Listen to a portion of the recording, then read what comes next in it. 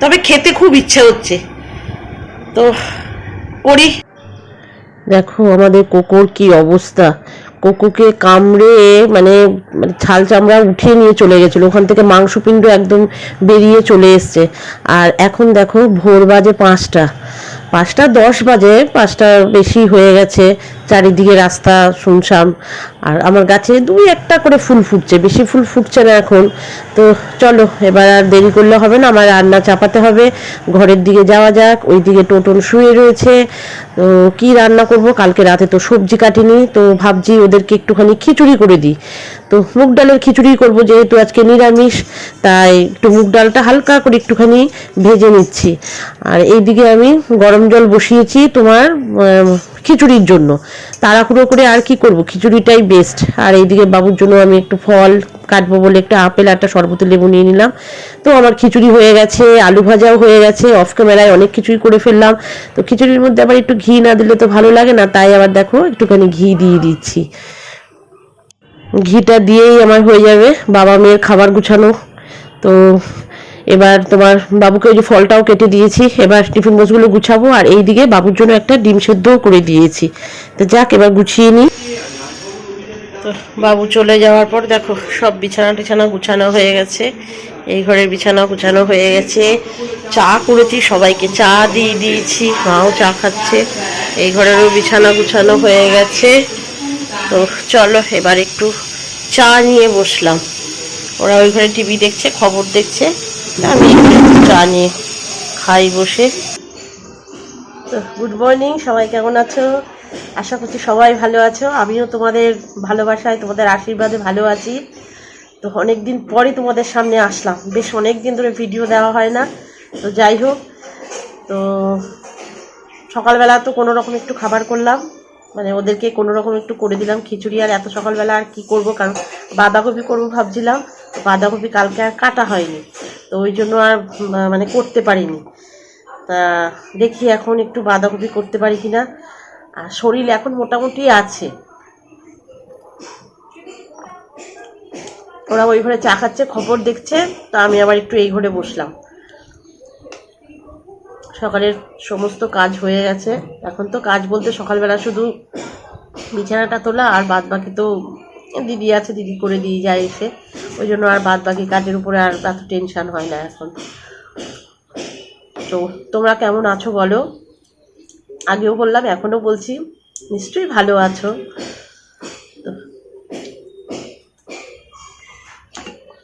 আর চারিদিকে যা অবস্থা, ভালো লাগছে না, একদমই ভালো লাগছে না চারিদিকের এইসব অবস্থা দেখে।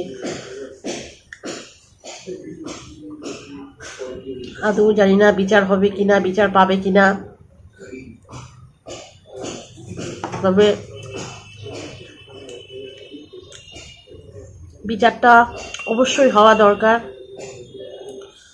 কারণ তাহলে আর কি বলবো, একটু যদি ভয় পায় যারা এইসব নোংরামি কাজ করে, তারা যেন একটুখানি ভয় পায়, একটু কি পুরোদমেই যেন ভয় পায়। আমাদের মেয়েদের ধরো সার্ভিস করে রাত্রেবেলা আসতে হয়, এমনকি নাইটেও ডিউটি করতে হয়। তো সেই জায়গাটা থেকে আমি বলছি যে বিচারটা পাওয়া দরকার, আমাদেরও মনে শান্তি থাকবে যে না, মানে নিশ্চিন্তে আমরা ঘুমাতে পারবো।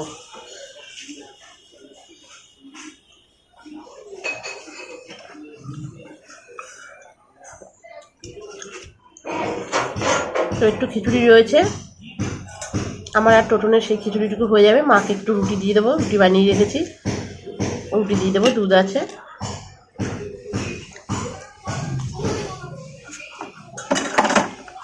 তো চাটা খেয়ে নিই, পরে আবার তোমাদের সামনে আসবো। দেখো জানলা দিয়ে আবার কি করছে, উকি মারছে জানলা দিয়ে, কি খাবার আছে তাই দেখছে। আরে কি যে করে না এরা।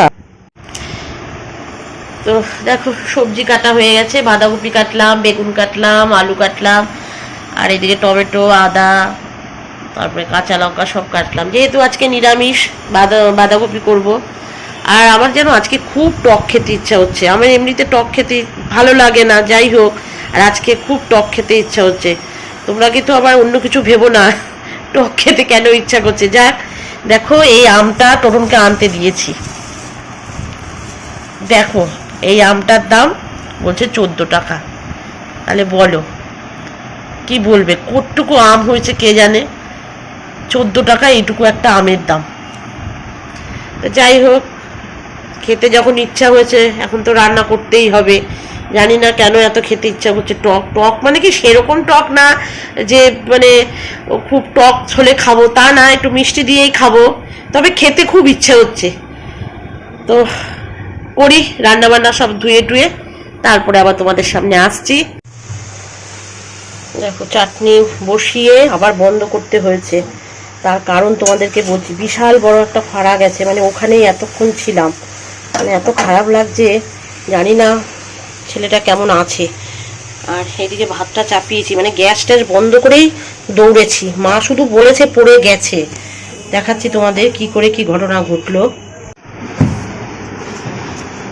এই দেখো, এই যে এইগুলো হচ্ছে মানে সোলার, ওই লরি করে সোলার এসেছিল, সোলারের সব মানে এসে এই আমার এই নিচের ঘরে মানে ভাড়া থাকে, ভাড়া নিয়েছে এই পাশের বাড়ি কাকু, তো ওনার জিনিসপত্র সব এখানে রাখে আমাদের মানে জায়গা। তো ছেলেটা যখন মালটা খুলেছে এরকম করে, মানে এই সোলারটা যখন খুলেছে, দেখাতে পাচ্ছি না তোমাদেরকে, ওই দেখো সোলারগুলো দেখতে পাচ্ছ, ওই প্যানেলগুলো যখন খুলেছে আর পুরো মানে 12খানা সোলার একদম তোমার মানে ছেলেটার গায়ের উপরে পড়েছে, আর একদম নিচে পড়ে গেছে, ওর লরি থেকে একদম নিচে পড়ে গেছে। ওকে বাঁচাতে গিয়ে বাচ্চার একটা ছেলে আছে, ও মানে পড়ে গেছে। আর আমার মা দেখে বলছে দেখ তো নিচে একটা ছেলে পড়ে গেছে। আমি তো মানে কি বলবো, 3 লাফ দিয়ে গেছি, 3 লাফ দিয়ে গিয়ে দেখি ও মানে সেন্সলেস, ওর আর মানে জ্ঞান নেই। তো যাই হোক, ওকে একটুখানি জ্ঞান ট্যান আনিয়ে জল টল দিয়ে এখন তোমার হসপিটালে নিয়ে গেছে, কাকুই নিয়ে গেছে হসপিটালে। জানি না কেমন আছে, খুব খারাপ লাগছে, মানে মাজাটায় লেগেছে তো খুব খারাপ লাগছে। আর এইদিকে দেখো বাঁধাকপিটা প্রেশার থেকে আর নামাতে পারিনি, প্রেশার কুকারে দিয়ে গেছিলাম, সেদ্ধটা বেশি হয়ে গেছে। যাক এখন কি করবো আর। আর বেগুনটাও তোমার নুন হলুদ দিয়ে মাখিয়ে তোমার মানে কি বলবো, আমি আর ওই কথা ভাবতে পারছি না। ওর দাঁত দিয়ে রক্ত পড়ছে আর সেন্স নেই, 2 গালে চড় মারছি, থাবড়াচ্ছি, কি বলবো আর।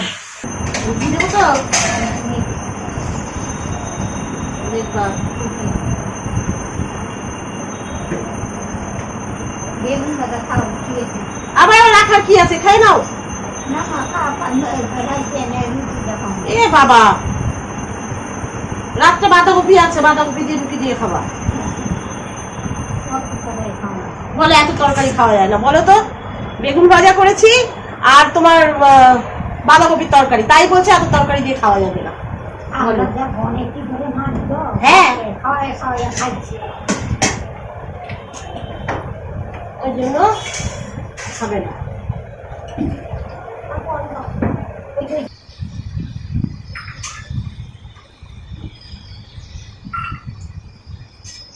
দেবো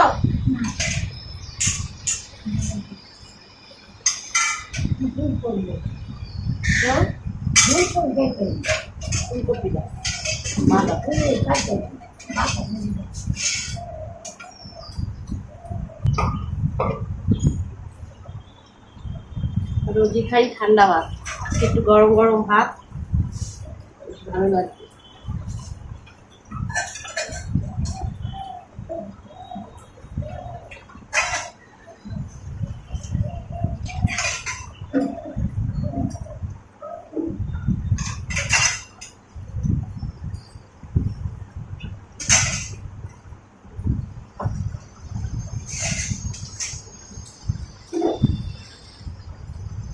তো বন্ধুরা আমরা খাওয়া দাওয়া করি, আর ব্লগটা এই পর্যন্তই থাকলো।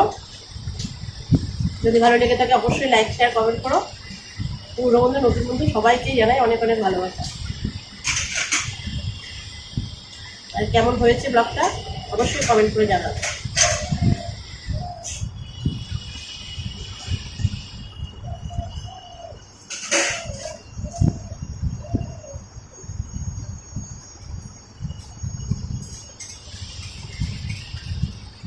টাটা।